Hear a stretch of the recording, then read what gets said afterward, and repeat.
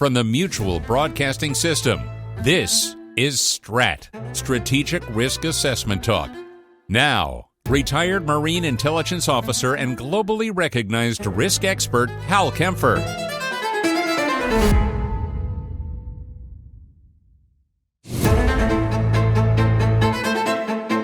Welcome to STRAT, Strategic Risk Assessment Talk. Hal Kempfer here, and I'm going to talk to you about something I've alluded to and talked a little bit about some of the other podcasts. I think the last podcast, actually, but I'm going to really get into it more. I have talked about this on the air on multiple television networks. I've talked about it in other mediums as well, and that is about flamingos. No, not the pink birds. Flamingo cruise missiles. This is a homegrown cruise missile created by the Ukrainians in cooperation with some assistance from Denmark and doing some really creative things. And it is, I hate to use this term because I think it's so overworked, but it is potentially a game-changing weapon system. And I'll explain why.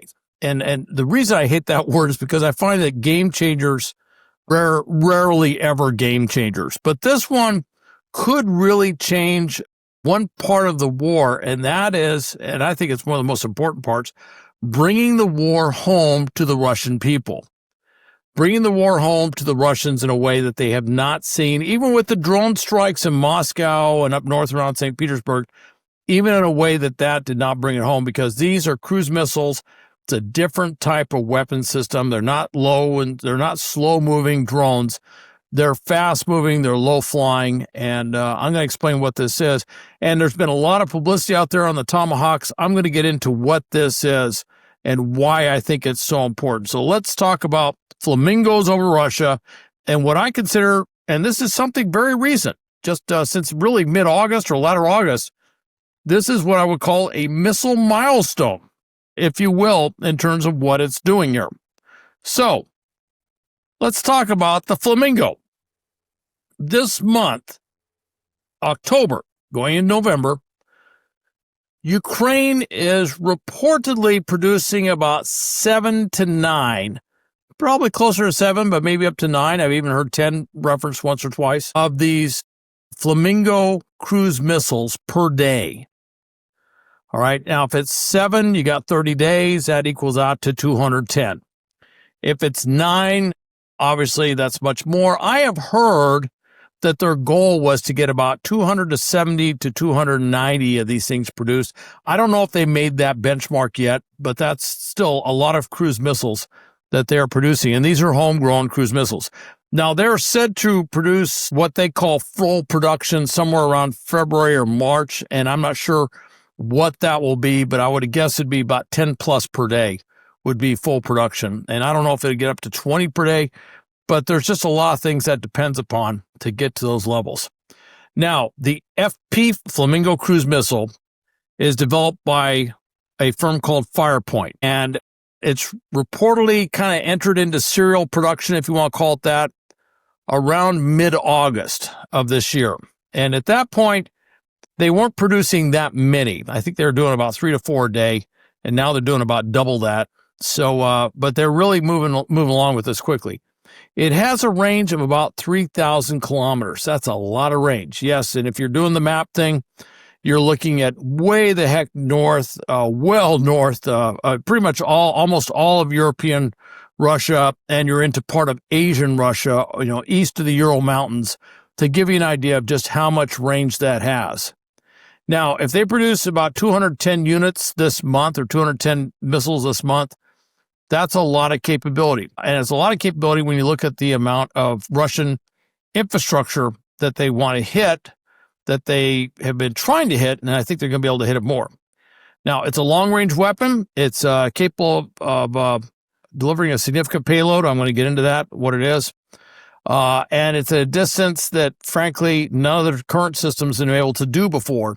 None of their missile systems. You're really in the area of maybe the long-range drones, but even then, this is something that moves a heck of a lot faster. All right.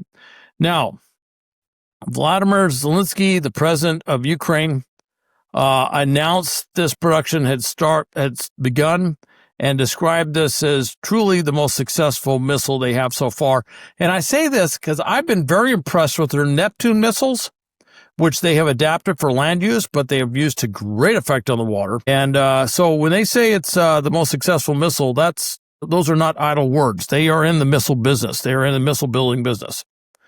And whereas part of this missile is produced out of the country, about 90% of the final assembly is actually done in Ukraine, just to give you an idea. Now, in September 2025, or last September, which is last month, the Danish government announced that a subsidiary of Firepoint will start production of solid rocket fuel for the Flamingo in Denmark. All right. And this is going to kick off here in about a month, 1 December, when that will start. And then Denmark, as part of this, suspended about 20 laws and regulations just to get this plant open. Denmark's a small country. I used to live in Denmark. I went to the University of Copenhagen, and I will tell you that they don't have a large population. They don't have a huge economy, but they have really been doing a lot to assist Ukraine in all of its stuff. Now, Firepoint has purchased a large number of the LtCol AI-25s from various stockpiles. Now, these are engines, okay, that have a flight time about 10 hours, all right? Now, they are not going to be used for the full 10 hours. They don't have to fly that far. Obviously, you're doing the math. You're going, all right, so if they're flying about 400, 500 miles an hour, blah, blah, blah, you start working the math, you go, well, why would they need all that? They don't need to fly that far. So what they're doing is they're breaking them into components that they can use to get more out of them in that regard. And they restore them to full usage, but just enough to basically address the Flamingo's flight time requirements. And the Flamingos are going to fly maybe about 3.5 hours at most. All right. So now the Flamingos have a rich pool of these engines to pull from.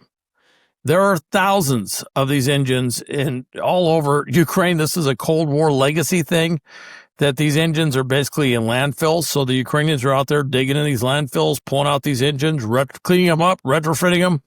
Obviously, doing a few more things to lessen the flight time to fit what they need with this. So they have a lot of these engines, and it's like, wow, pulling engines from landfills. Yeah, but pardon the expression, the engines are dirt cheap because, frankly, they're pulling them from landfills. So they're not having to pay huge bucks. And that is really one of the big things with these Flamingo missiles is it's an incredibly cost-effective way of doing it. Now, it helps keep the cost down to do this with all these thousands of engines that they have out there, and they have other engines. They have other things that they can bring in, that they bring from jet trainers and stuff that they can buy from other countries. There's a couple of jet trainer birds out there. For example, I believe it's the L8 jet trainer that they can also use, and those are found throughout Asia and in Africa. And there's ways that they can get those up to Ukraine and use those as well. So there's a lot of these things that are out there for them to do this. Now, the current warhead is said to pierce thick concrete. It can go about 10 meters underground. That's about 30 feet. That's what you call a huge bunker buster, all right? There is a cluster warhead that works with it as well. That's a cluster bomb thing that drops a lot of smaller bombs and stuff. So you can use it for airfield attacks or to use it for broad coverage attacks. Say it if you want to hit an industrial facility, or you want to hit a drone manufacturing plant, or you want to hit an airfield or something like that. So they have those capabilities, and they're looking at using these at targets all across Russia. Right now, the cost per missile is about $500,000, about $500,000 each. That compares to a U.S. Tomahawk missile, which is pretty much roughly equivalent in some ways, which is about $1.5 to $2 million. And, there's a couple of things. Number one is President Trump has not sent any Tomahawks over to Ukraine. He threatened to send Tomahawks to Ukraine, but then he backed off of that. So there aren't any Tomahawks going over there. And they were hoping to get some Tomahawks promised, this month, but it just didn't happen. But this is happening on the side, which is these Flamingo missiles are being pushed out. And frankly, all I heard was about 200 Tomahawks. Well, they produce more than that, enough Flamingos already to meet that requirement. So the Tomahawks are important. I think they could make a big difference, particularly against very tough to hit targets.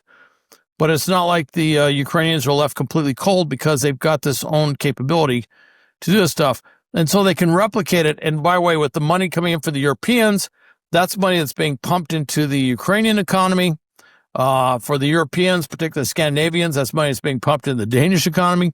So there's a lot of reasons why they would like using these Flamingo missiles. I'm not saying they don't want the Tomahawks. I'm not saying they couldn't use the Tomahawks to great effect. But I do think these missiles are making a big impact in terms of what they are, pun intended, of course. So what does this mean? About 80 to 90% of the Russian infrastructure that Ukraine may want to target is within range of these Flamingo cruise missiles.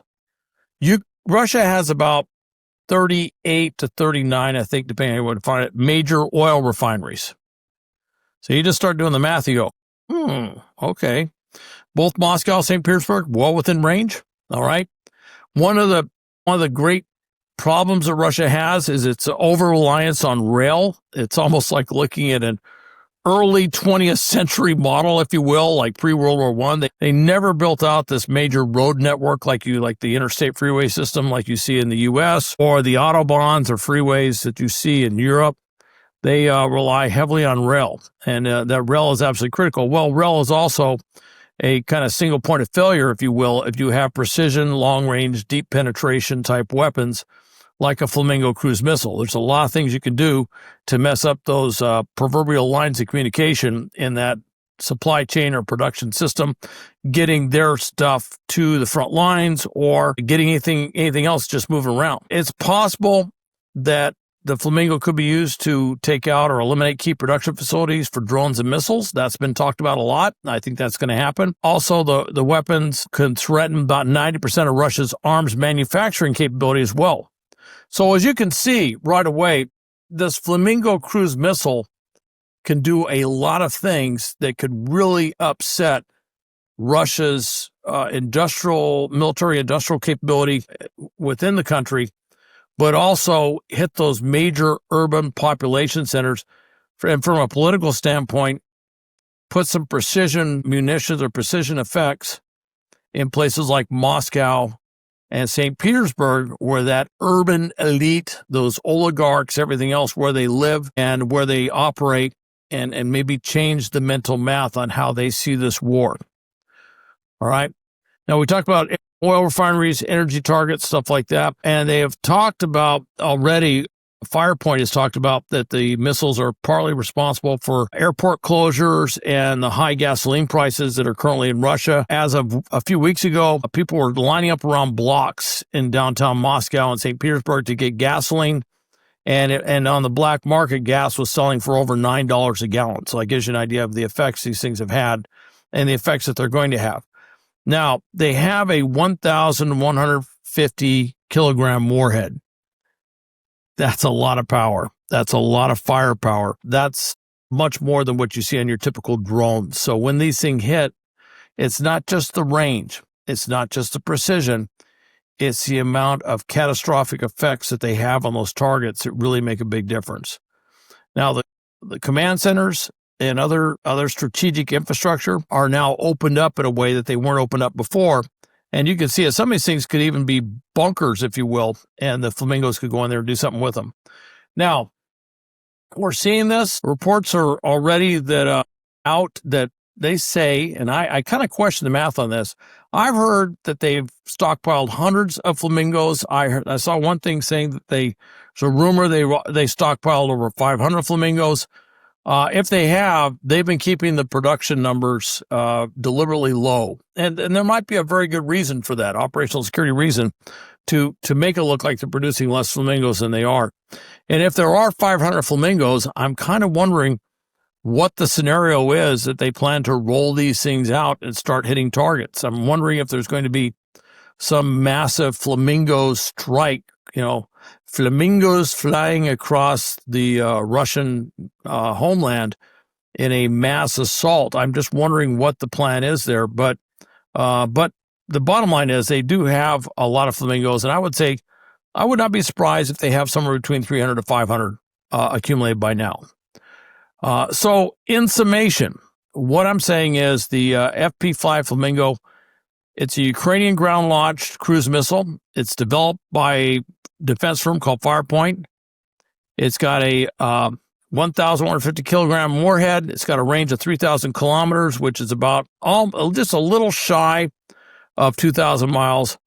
It's very similar to some of the other cruise missiles we've seen around the world. It's not identical to the Tomahawk, but it has many capabilities similar to the Tomahawk, all right? And it's going to change the deep strike capabilities of Ukraine in this war.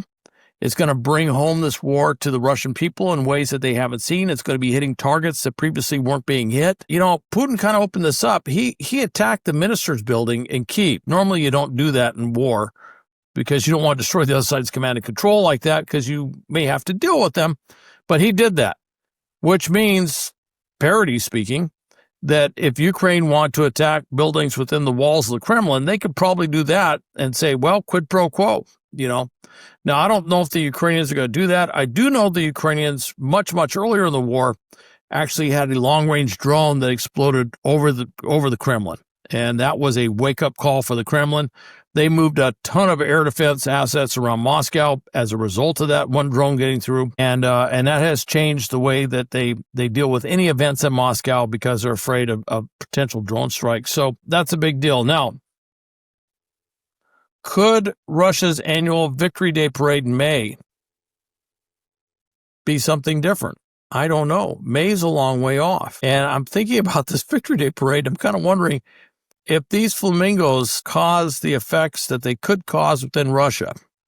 And there's already the Russian economy is doing what everyone said it was going to do by the end of this year, which is it's starting to plunge. There's now a major opposition figure that's kind of emerging against Putin. We'll see how long he lasts. And there's a lot of reports that the oligarchs that support Putin are really starting to wonder if this is worth it. They're looking at what's happening with the front lines. You know, this summer offensive didn't go really too far. The fall offensive seems to be just, you know, nothing but a way to cause casualties with the Russian soldiers. It is an absolute mess that's going on there. And so, you know, if you start seeing these cruise missiles hitting in and around and it feels like Russia or Moscow and St. Petersburg are no longer places that Russia can defend, that may change the political math. We shall see. Hey, thanks for listening to STRAT. And please you can listen to this on stratpodcast.com. You can go to Hal Kempfer TV on YouTube. And of course, you can always go to my corporate website for global risk intelligence planning, gripsa.com. That's gripsa.com. Thanks for listening, and hopefully you'll listen to the next one.